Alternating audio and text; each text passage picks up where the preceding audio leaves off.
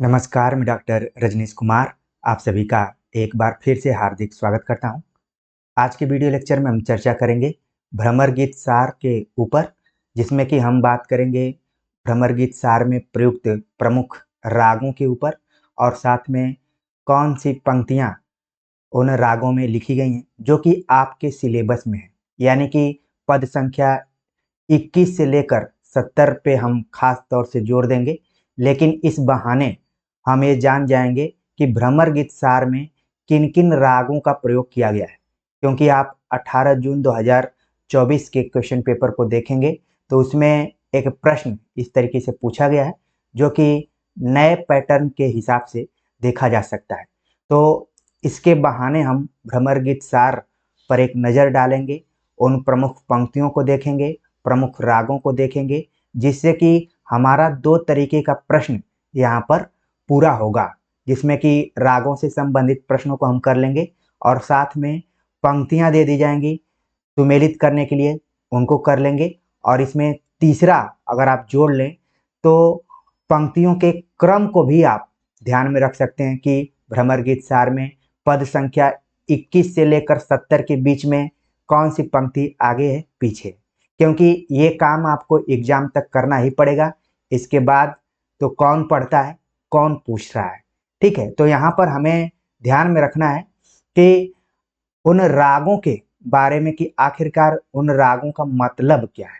तो हमने आप सभी के लिए थोड़ा सा यहाँ पर मेहनत किया हुआ है और मुझे लगा कि सामान्य तौर पर मैं पंक्तियों और रागों के बारे में बताऊंगा तो हो सकता है कि आपको उतना समझ में न आए। तो यहाँ पर जुड़े हुए हैं तो कुछ नई चीज़ें आप सीख कर जाएं।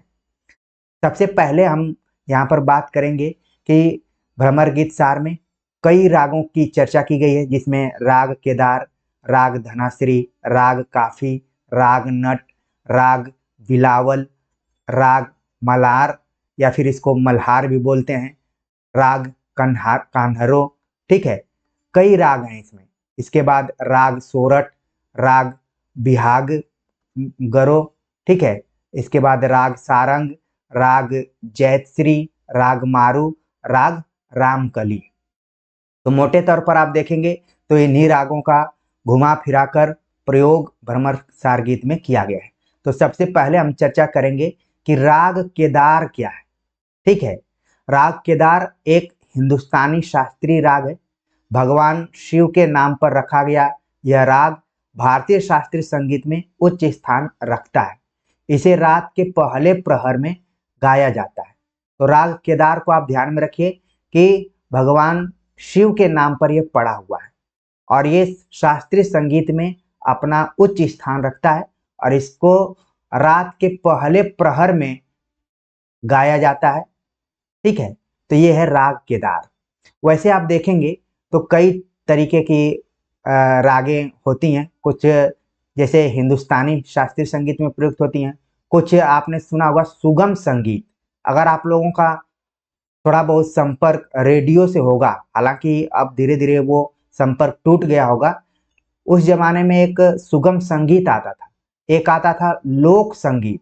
ठीक है, अगर आप लोगों ने विविध भारती इत्यादि को थोड़ा बहुत अभी पकड़ा होगा तो इन कार्यक्रमों को आप जरूर याद कर लिए होंगे कि लोक संगीत, सुगम संगीत, शास्त्रीय संगीत और फिर फिल्मी फरमाइशों पर आधारित गाने सुनाए जाते थे। कई बार फोनिंग कार्यक्रम होता था, सखियों पर आधारित होता था।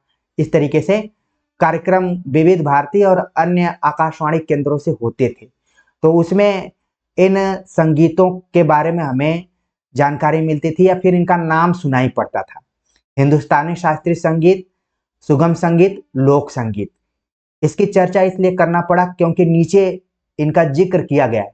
तो आप एक बार उस रेडियो युग में जरूर जाइए जब ये कार्यक्रम उसमें आया करते थे। आजकल तो हम लोग रील्स, शॉर्ट्स और व्लॉग देखने में अपना जीवन खर्च करते हैं, लेकिन वो दौर कुछ अलग था।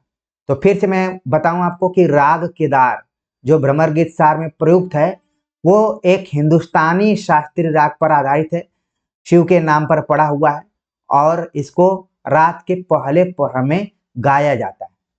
राग धनाश्री यह उत्तरी भारत की सिख परंपरा में प्रमुखता से दिखाई देता है और गुरु ग्रंथ साहिब का हिस्सा है। राग काफी हिंदुस्तानी शास्त्रीय संगीत की एक महत्वपूर्ण राग, यह काफी थाट की प्रमुख राग है। इस राग का लोक संगीत से घनिष्ठ संबंध है, इसलिए अनेक लोक गीत जैसे होली, दादरा, कीर्तन, भजन इस राग में गाए जाते हैं। याद कीजिए, जब आपके घर के आसपास में मानस का पाठ होता है या फिर अष्टयाम जाप होता है, तो वहां पर हरे रामा हरे कृष्णा को कई धुनों में गाया जाता है। कई बार तो सुनने में ये आता है कि गाने वाला किसी भोजपुरी सॉन्ग को अपना आधार बनाया हुआ है और दो शब्द हरे रामा हरे कृष्णा कह रहा है, लेकिन सुनने वाले के दिमाग में कभी हरे रामा हरे कृष्णा नहीं आ रहा है, बल्कि वो गाना आ रहा है जिस भोजपुरी धुन पर वो गा रहा है। ठीक है। और ढेर सारे ऐसे भोजपुरी धुनों पर आजकल मानस पाठ को भी मनोरंजन का एक केंद्र बनाने की कोशिश की जा रही है ताकि लोग उसमें सुने। और मैंने तो कई बार देखा है कि जिसके घर मानस पाठ होता है उसका ही मन उसमें नहीं लगता है, वो इधर उधर अपने को व्यस्त रखता है, इधर उधर भाग दौड़ में रहता है। बस बड़े बड़े माइक लगा दिए जाते हैं और कान बगल वाला या फिर पड़ोसी का दर्द करता है। तो देखिए, यहाँ पर राग काफी के माध्यम से आपको ये जानना पड़ेगा कि जो भजन है, कीर्तन है, लोकगीत संगीत में इसका प्रयोग ज्यादातर किया जाता है। अगला जो है राग नट, जो कि कर्नाटक संगीत के राग से संबंधित है। राग नट, राग बिलावल एक राग है और हिंदुस्तानी शास्त्रीय संगीत में इसी नाम के संगीत विधा का आधार है। राग बिलावल का नाम गुजरात के वेरावल के नाम पर रखा गया है। यानी कि कुछ रागों का आप संबंध देखेंगे कि किसी क्षेत्र विशेष से जुड़े हुए हैं। कुछ सिख संप्रदाय से जुड़े हुए हैं, कुछ लोक संगीत से जुड़े हैं, कुछ आप देख रहे हैं कि गुजरात से जुड़े हुए हैं।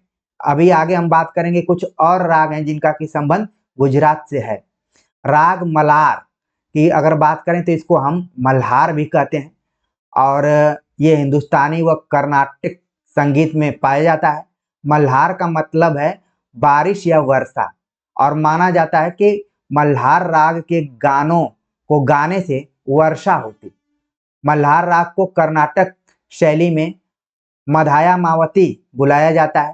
तानसेन और मीरा मल्हार राग में गाने के लिए मशहूर थे। तो आपके लिए यहाँ पर दो तीन पॉइंट्स ध्यान में रखना है कि राग मल्हार का संबंध किससे है, किस महीने से है, बारिश महीने से है। और इसको गाने वाले जो परिचित लोग हैं हमारे, तानसेन, जब भी बात की जाएगी आपको भक्ति काल याद आ जाएगा और वो हरिदास गुरु भी याद आ जाएंगे तानसेन। मीरा का नाम तुरंत आपके दिमाग में आ जाएगा, भक्ति काल और कृष्ण भक्ति शाखा। ये दोनों व्यक्तित्वों का नाम जो यहाँ पर लिया गया है, ये मल्हार राग में गाने के लिए मशहूर थे और जो एक तरीके से लोक में प्रचलित है कि इस राग में गाने के बाद बारिश होने लगती है। अब जब हम इस वीडियो पर बातचीत कर रहे हैं तो ये गर्मी के प्रचंड समय रिकॉर्ड की जा रही है। अगर कोई राग मल्हार गाने वाला होता तो शायद हम मानसून को याद नहीं करते बल्कि उसी का एक कार्यक्रम करा देते।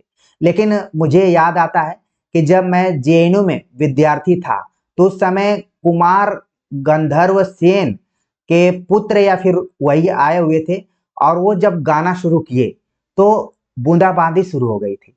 मुझे भी इन संगीतों में उतनी रुचि नहीं रही है, लेकिन जेएनयू जैसे विश्वविद्यालय में पढ़ने के कारण और वहाँ पर इस तरीके के कार्यक्रमों के होने के कारण मुझे कई बार देखने का अवसर मिला। जो विद्यार्थी वहाँ पर पढ़ रहे होंगे या फिर आगे पढ़ने का सोच रहे होंगे, वहाँ पर एक जगह है पीएसआर, वहाँ पर एक ओपन थिएटर है।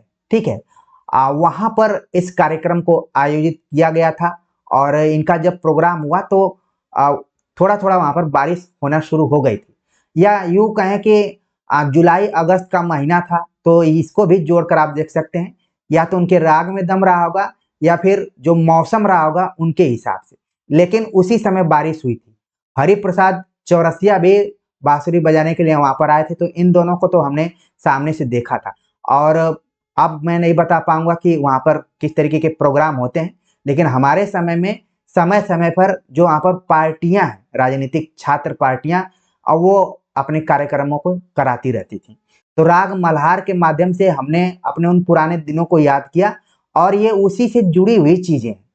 मुझे एक चीज और याद आती है कि हमारे प्रोफेसर रहे प्रोफेसर रमन प्रसाद सिन्हा, वो हमेशा शास्त्रीय संगीत को ही सुनते थे, धीमी आवाज में सुनते थे। अक्सर हम लोग तेजी से बोलने वाली आवाजों को, ऊंची आवाजों को सुनने की आदी हो चुके हैं, जिसमें कि कुछ तहस नहस मच जाए। लेकिन अगर कोई शांति से अपनी बात को रख रहा है, धीमे स्वर में अपनी बात को रख रहा है, लेकिन उसका कंटेंट अच्छा है, तो उसको सुनने में लोगों को बोरियत सी महसूस होती है, उसमें लोगों को उबासी आने लगती है, जो कि सही नहीं है। आप देखेंगे कि मन को शांति शास्त्रीय संगीत और धीमे स्वर में ऊंची बात कहने वाले से ही मिलती है।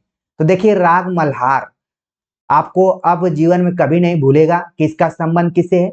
बारिश के महीने से है।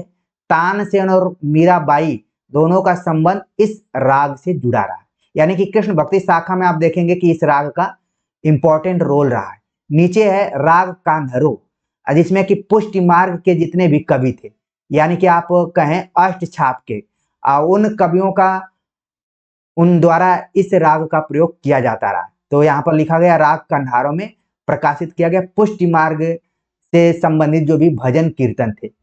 और आप जानेंगे कि राम भक्ति शाखा में उतना भजन कीर्तन का रोल नहीं रहा है जितना कि कृष्ण भक्ति शाखा में रहा है। ठीक है, आप याद कीजिए भक्ति काल को, तो उसमें सूरदास को भजन कीर्तन के लिए ही मंदिर में बुलाया गया था, और बाद में वो फेमस हो गए। आगे बात करते हैं, अगला जो राग है यहाँ पर राग सोरठ। राग सोरठ एक भारतीय संगीत राग है जो उत्तर भारत के सिख परंपरा में दिखाई देता है। ऊपर भी हमने बताया था एक राग है जो कि सिख परंपरा से जुड़ा हुआ है। राग सोरठ का संबंध भी उसी से है, और यह सिखों के पवित्र ग्रंथ श्री गुरु ग्रंथ साहिब का हिस्सा है। सोरठ किसी चीज पर इतना दृढ़ विश्वास होने की भावना को व्यक्त करता है कि आप उस अनुभव को बार बार दोहराना चाहते हैं। वास्तव में यह निश्चितता की भावना इतनी मजबूत है कि आप विश्वास बन जाते हैं और उस विश्वास को जीते हैं। सोरठ का माहौल इतना शक्तिशाली है कि अंततः सबसे उदासीन श्रोता भी आकर्षित हो जाएगा। राग सोरठ का नाम सौराष्ट्र यानी गुजरात के नाम पर पड़ा हुआ है। सौराष्ट्र नाम की एक क्रिकेट टीम भी है, और वहां से ढेर सारे खिलाड़ी भी हैं। और आप देख रहे हैं कि जो राग सोरठ है, और ध्यान में रखिए इसी तरीके का मिलता जुलता एक छंद है सोरठा। तो सोरठ शब्द किससे बना हुआ है? सौराष्ट्र शब्द से बना हुआ है।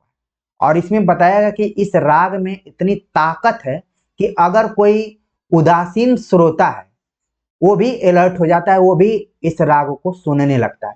तो ये इसकी क्या है? खासियत है। राग बिहागरो का संबंध बिलावल थाट से, इसका भी संबंध एक हिंदुस्तानी शास्त्रीय राग है।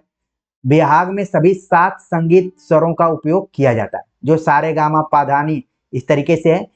यानी कि इस राग के माध्यम से आप जान रहे हैं कि इसमें 7 संगीत स्वरों का उपयोग किया जाता है।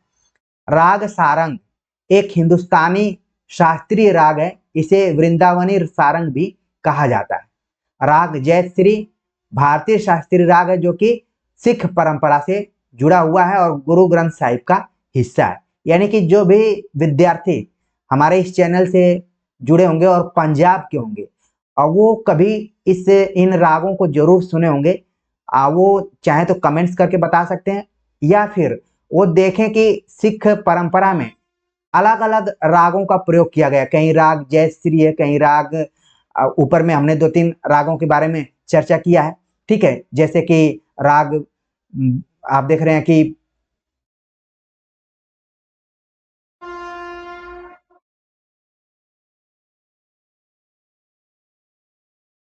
ठीक है, अगला जो राग है राग मारू है, इसका भी संबंध गुरु ग्रंथ साहिब का हिस्सा से जुड़ा हुआ है।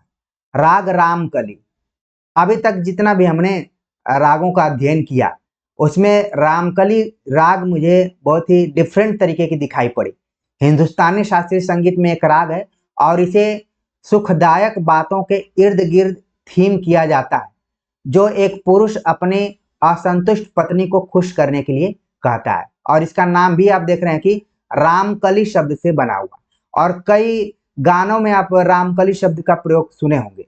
तो ये भी हिंदुस्तानी शास्त्रीय संगीत से जुड़ा हुआ एक राग है और इसमें एक पुरुष अपनी असंतुष्ट यानी नाराज जो पत्नी है उसको खुश करने के लिए इसको कहता है। तो भले आप अन्य रागों को न सुने YouTube पर जाकर, तो इस राग को जरूर एक बार सुन लीजिए कि आखिरकार नाराज पत्नी को मनाने के लिए किस तरीके के राग का हमें उपयोग करना चाहिए। तो उम्मीद है कि भ्रमर गीत सार के रागों को आप अच्छे से समझ गए होंगे, किन किन रागों के बारे में चर्चा की गई है और उन रागों का मतलब क्या है। अब हम बात करते हैं आगे कि जो पंक्तियां प्रयोग की गई हैं उन पंक्तियों में कौन से राग हैं, और आप सभी की सहूलियत के लिए हमने महत्वपूर्ण पंक्तियों को लाल और पीले कलर से कर दिया है, ताकि आप अलर्ट रहें और एग्जाम में ये पंक्तियां आए, क्रम के अनुसार आए, सुमेलित के दृष्टिकोण से आए, राग की दृष्टिकोण से आए, किसी भी तरीके की आए, आप वहां पर 100% सही करके आएंगे। तो पद नंबर 21 में आप देख रहे हैं, गोकुल सबय गोपाल उदासी, राग केदार में इसको लिखा गया है। जीवन मुँह चाही को नीको, राग धनाश्री। आयो घोष बड़ो व्यापारी, राग काफी में। आयो जोग सिखावन पांडे, राग नट में। ए अली कहाँ जोग में नीको, राग बिलावल। हमरे कौन जोग व्रत साधे, राग मलार। हम तो दोहूं भांति फल पायो, राग धनाश्री। पुरंतरता इन नयनन पूरी, राग कान्हरो। कहते हरि कबहू न उदास, राग धनाश्री। तेरो बुरव न कोऊ माने, राग धनाश्री। घर ही के बाढ़े रावरे, राग घनाश्री। श्याम मुख देखे ही परतीति, राग मलार। लड़काई को प्रेम कहो अली, कैसे करके छूटत, राग धनाश्री। ये भी पंक्ति महत्वपूर्ण है, इसको आप नोट कर सकते हैं। आगे है, अटपट बात तिहारी ऊधो, सुने सो ऐसी को है, राग सोरठ में।